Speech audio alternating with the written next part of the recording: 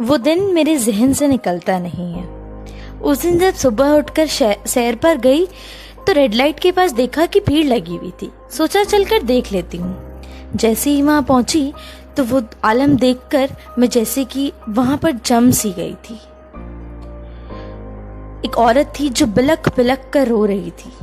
जी हाँ, उनकी 3 बेटियों की लाश जो छोटी छोटी लगभग 5-6 साल की थी, तीनों की लाशें वहां रखी हुई थी। उनकी मृत्यु हो गई थी। धीरे धीरे कर कर भीड़ खत्म हो गई।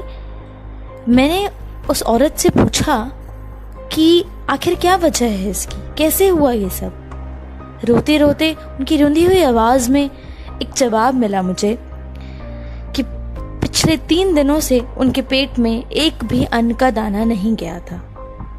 मैं मानो वहां पर ठहर गई थी। मुझे समझ नहीं आ रहा था कि किस तरीके की सोसाइटी में हम रह रहे हैं, कौन सी दुनिया की ये बात हो रही है। मैं बिल्कुल उदास थी और कुछ भी समझ से परे था।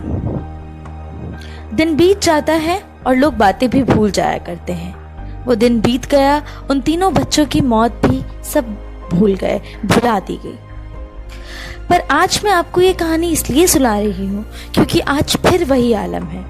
आज फिर बिलख रहे हैं वो। जी हाँ, गरीब बिलख रहे हैं वो, उन्हें घर जाना है। बेचैन है वो, उन्हें घर जाना है। बिल्कुल वैसे ही जैसे थक कर हम सब जाना चाहते हैं। वो भी थक गए हैं अपनी जिंदगी से, अपनी भूख से, अपनी परेशानियों से और न जाने किस किस से। पर जाएं कैसे वो? कभी ट्रेनें चलाई नहीं जाती, कभी चलती है तो उन पर ही चला दी जाती है। उनका कौन सा धर्म है? क्या उनके धर्म में पेट भरना नहीं है?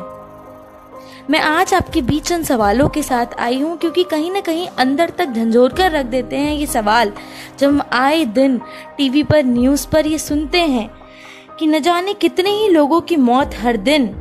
आंकड़ा तो ये कहता है कि लगभग 25,000 लोग खाने के बिना हर रोज मर रहे हैं। और जब हम ये न्यूज़ देखते हैं तो अंदर से झुंझला कर रह जाते हैं। क्यों दे रहे हैं वो जान? क्या वो जान इसलिए दे रहे हैं क्योंकि उनकी जान की कोई कीमत नहीं है? आप कहते हैं कि गरीब को खाना बंटवाया जा रहा है, लेकिन फिर भी हर दिन कोई ना कोई मर रहा है। ऐसा क्यों होता है? क्या थकना, हारना, टूटना सिर्फ एक गरीब की ही किस्मत में लिखा है? ये सवाल है मेरा कि आज तो आप शायद कोरोना का हवाला देकर सबको मना लेंगे, पर आखिर कब तक वो अपनी जान देता रहेगा सिर्फ इसलिए क्योंकि उसकी जान की कीमत नहीं है, क्योंकि वो एक गरीब है, एक गरीब की आवाज।